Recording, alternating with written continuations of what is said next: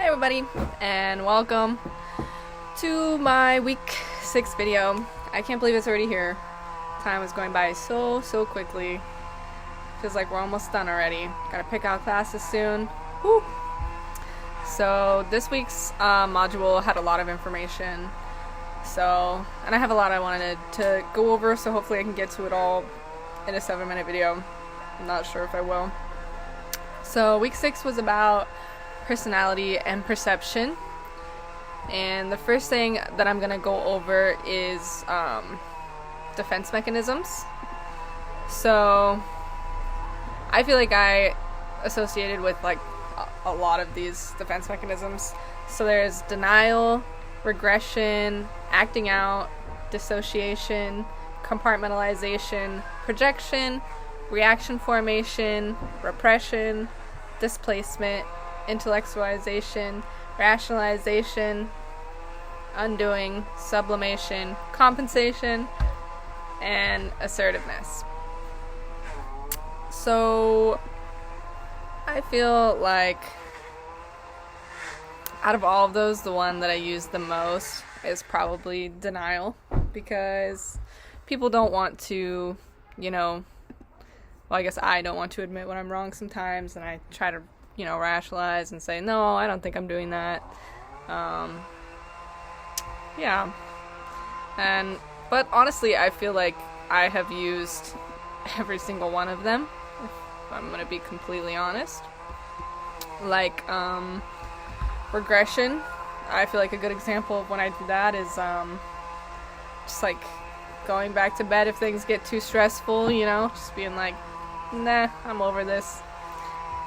I definitely act out all the time. Just like, slamming covered doors when I get too mad. Super childish, but sometimes you just do it anyway. Dissociation, I feel like I do that less than the other ones. Compartmentalization, I do that one a little bit less than others too, I think. Projection, that was like one of my favorite words growing up. I remember learning about that one a long time ago, and I would always call people out on projecting, but probably because I'm doing it as well.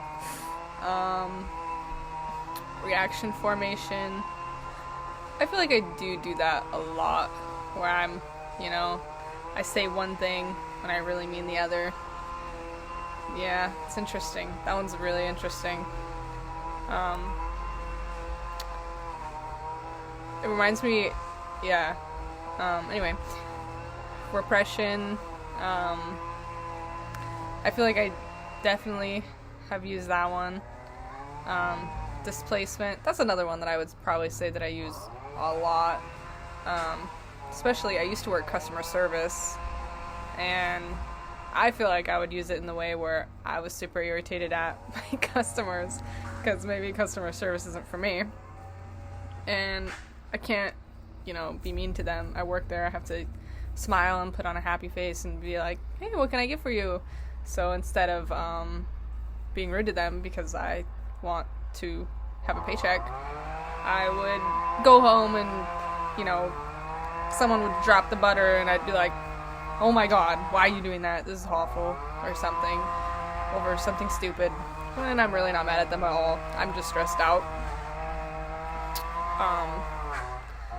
Intellectualization, that's just like pretty much shutting off all of your emotions. I do that occasionally. Rationalization, that's something I love doing, especially for assignments. I'm just kidding. It's really easy to do when you are trying and you don't want to be wrong about something, and you're like, this is why I couldn't do this is why I couldn't do that, this is why I don't have a good job, I'm just busy. All just excuses, really.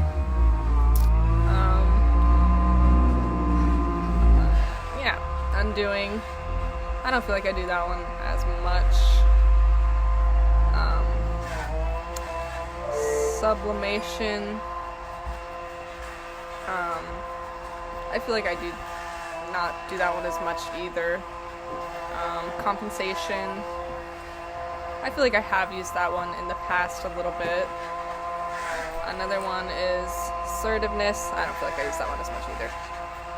So those are all defense mechanisms that I learned from April Kendrick's page by John M. Grohl, and I thought those were really interesting. Another thing I wanted to talk about was the Rich versus Poor comic strip. So this one is about perception. So it's about these two people who were, one of them was basically given a kind of a head start in life and the other one wasn't. And it talks about, how they saw things because of it. Like one guy ends up, his parents are more wealthy, they put him in a good school, they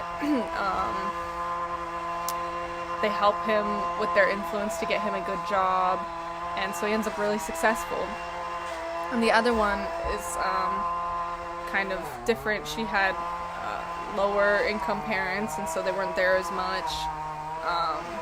She had to work a little harder. She wasn't given any opportunities, so she didn't get as good of a job, but she still worked really hard.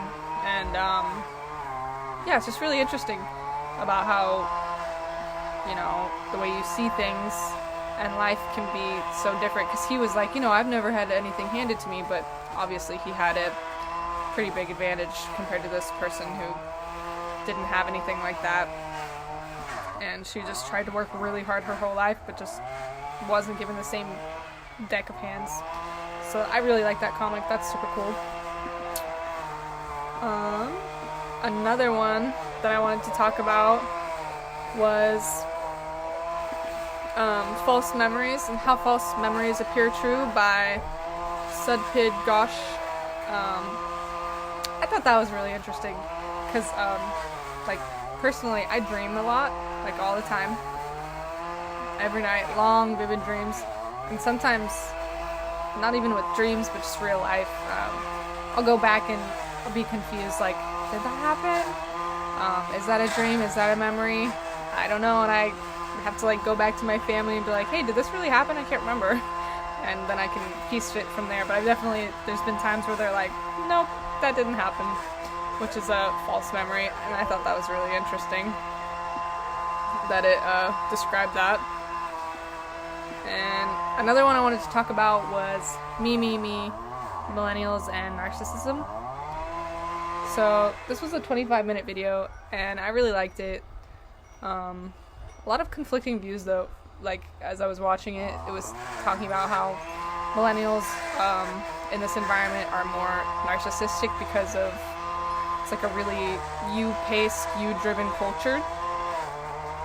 And personally, I'm sitting there watching it, and I'm kind of thinking of my nieces and nephews. And even though just one part that I couldn't help thinking about is, they post all this stuff on social media, they do the TikToks and all that stuff, and they seem really, really confident as they do it, and they could come off as narcissistic in a way because it's just all about them. That's what their whole page is, little aspects of their lives. But I think that it's really funny because when I hear them talking genuinely about themselves behind closed doors, they have really low self-esteem and are really judgmental on themselves. And I think that's also because of the culture in my head, because they are exposed to so much good and bad that they're just over processed with it.